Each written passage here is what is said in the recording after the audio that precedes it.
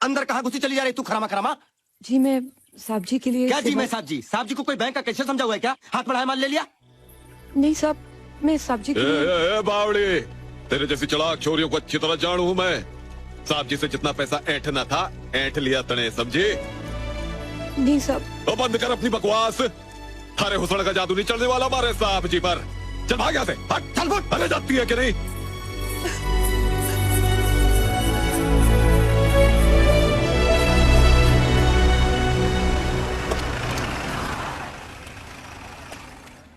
Sir Reshma ऐसे क्यों गई? देखो ना साहब जी, आपने थोड़ी इज्जत क्या दे दी, बावड़ी हो गई, फिर आई थी पैसे ऐंठना आज। सर मैंने और कैप्टन साहब ने उसे ठीक से समझाया ही नहीं, बल्कि तबीयत से फटकारा है सर। वो जीवन भर याद रखेगी लुच्ची। हाँ जी। तुम दोनों ने ना? क्या बोझे? क्या हुआ रेशमा? बेटी तू क्यों रोई जा रही है? बताना। आइए साहब जी। क्यों रो रही है? साहब आए, साहब आए।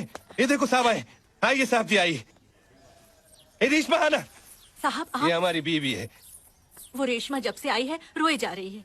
इदरीस ने ना जाने रेशमा से क्या कह दिया। मैं बेहद जज्बाती है रेशमा। दरअसल आपके लिए सेवैयां बनाकर ले गई थी। मैंने तो मना किया था। मैंने कहा पता नहीं आप हमारे हाथ का खाएंगे या नहीं। ये क्या कह रही हैं आप? नहीं बेटा, ऐसा तो होता ही है ना। फिर ये सोचकर मैंने उसे नहीं रोका, क्योंकि रेशमा हिंदू है।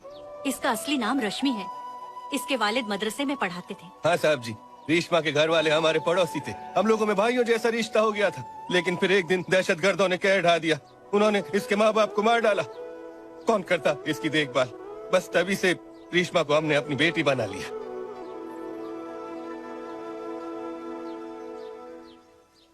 इंसानियत का मजहब हर मजहब से ऊंचा होता है, और ये आप लोगों ने साबित कर दिया। ये आपने बनाया है ना? जी हाँ। रेशमा, फुलैयुर, फुलैयुर, जल्दी आओ।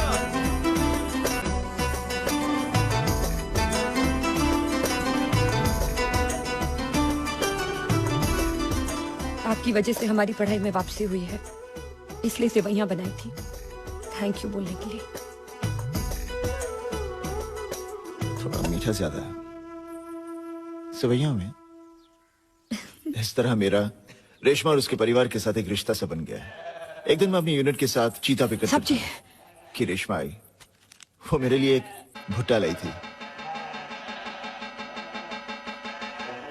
भुट्टे के छिलके में एक खबर लिपटी हुई थी। गांव में छुपे हुए कई आतंकवादियों की। मैंने उन आतंकवादियों को गिरफ्तार कर लिया। इन गिरफ्तारियों की वजह से वैली में होने वाले कई हादसे टल गए, जिनके लिए आर्मी हेडक्वार्टर से मुझे कमेंडेशन कार्ड मिला। साहब जी। कामयाबी की इस खुशी में रेशमा को शामिल करने के लिए मैं कई बार उसके लिए नए कपड़े और बालियां लाकर दिया करता था। वो सबसे पहले उनको पहनकर मेरे सामने आया करती थी, और कई बहानों से मुझे था कि वो मेरी तरफ आकर्षित हो चुकी है। उस दिन जब मैं फॉरवर्ड प्लेटून से नीचे की तरफ आ रहा था, रास्ते में मुझे रेशमा मिली। साहब जी, मैं कब से आपको ढूंढ रही हूँ। क्या हुआ?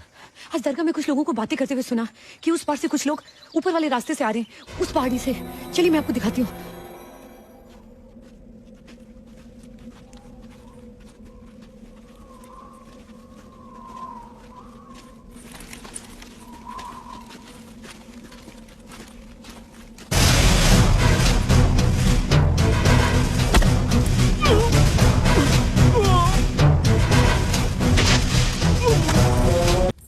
ठंड ने मुझे पूरी तरह से जकड़ लिया था। पल्मोनरी ओडिमा की वजह से मेरी सांसें कभी भी रुक सकती थी, मगर रेशमा ने ऐसा होने नहीं दिया। वो पूरा दिन पूरी रात मेरी सेवा करती रही।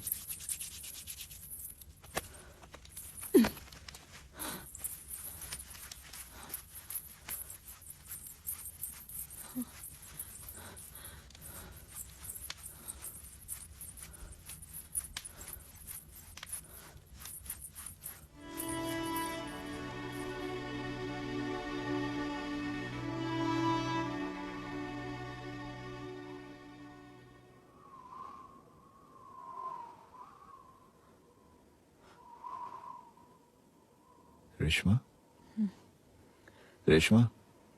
साहब जी। साहब जी, अब कैसी तबीयत है आपकी? तुम पूरी रात यहाँ थी? साहब जी, आपको इस हाल में छोड़ के कैसे जा सकती थी?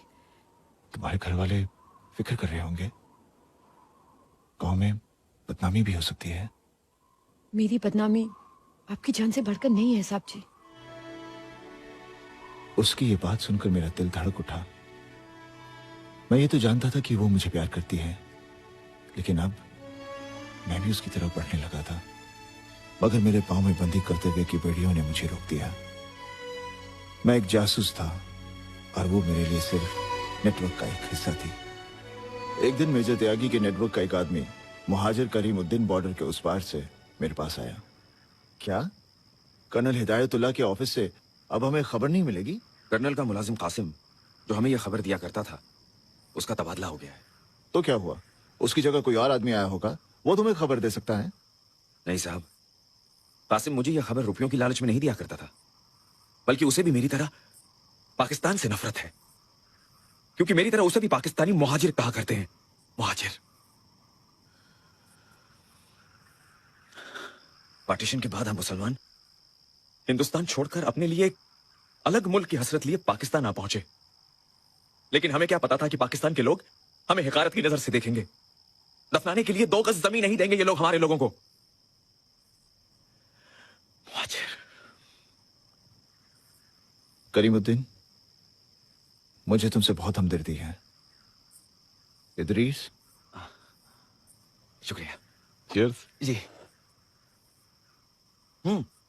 साहब, एक बात और। कर्नल हिदायतुल्लाह के घर में एक नौकरानी की जरूरत है। मेरी भतीजी पेशावर से आने वाली थी, लेकिन अचानक मेरे बड़े भाई साहब की तबीयत नासाज हो गई, इसीलिए रुखसार अब नहीं आ रही है। अगर हमें यहां से कोई लड़की मिल जाए जो ये काम करने के लिए रजामंद हो, तो हमें कर्नल की मंसूबों का पता चल सकता है। मैंने करीमुद्दीन से रेशमा को बॉर्डर पार भेजने की हाँ तो कर दी, लेकिन उस पल से ही मैं बेचैन हो उठा, क्योंकि मैं रेशमा से प्यार करने लगा था। पर उस वक्त रेशमा से बेहतर कोई दूसरा रास्ता भी नहीं था। तौबा तौबा साहब जी, आप कैसी बातें कर रहे हैं? रेशमा को हम बॉर्डर पार कैसे भेज सकते हैं? देखिए, आप अच्छी तरह से जानते हैं कि इस वक्त बॉर्डर की स्थिति क्या है। हमें वहां अंदर की खबर चाहिए, और रेशमा से बेहतर इस वक्त हमारे पास कोई और रास्ता भी नहीं है। आप घबराइए मत, हम उसे एक फौजी की तरह ट्रेन करके भेजेंगे। नहीं साहब जी, हम रेशमा को इस खतरे में नहीं धकेल सकते। और वैसे भी वो हमारी बेटी नहीं है साहब जी, किसी की अमानत है। और वो बॉर्डर पार के दहशतगर्द तो शैतानों से भी बदतर है साहब जी। अगर खुदा ना करे उसकी जान पर, उसकी इज्जत पर बनाई तो उससे निकाह कौन करेगा? आपका डर जायज है, लेकिन ऐसा कुछ भी नहीं होगा। हम उस पर निगाह रखेंगे। आप समझ नहीं रहे हैं साहब जी, मासूम सी बच्ची है रेशमा, किस किस पे नजर रखेंगे आप?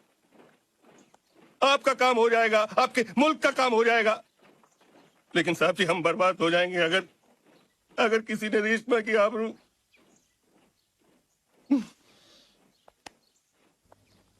आप घबराइए मत, अगर ऐसा कुछ हुआ तो मैं उससे शादी करूंगा।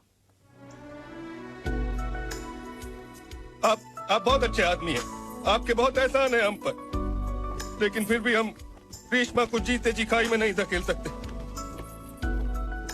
देश के लिए फर्ज निभाना खाई में धकेला नहीं होता है अब्बू। रेशमा, ये तू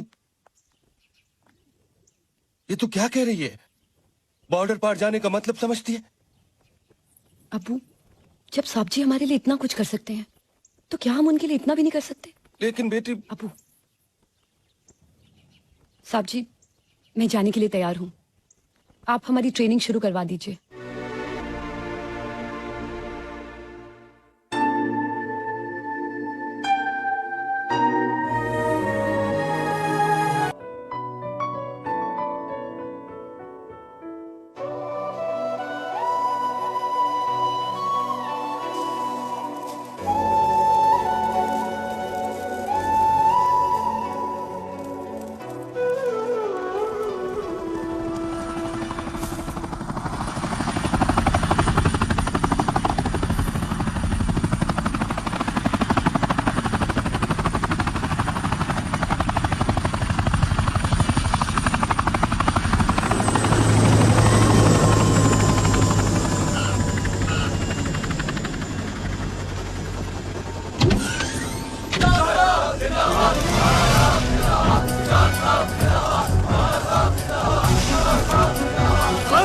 रुको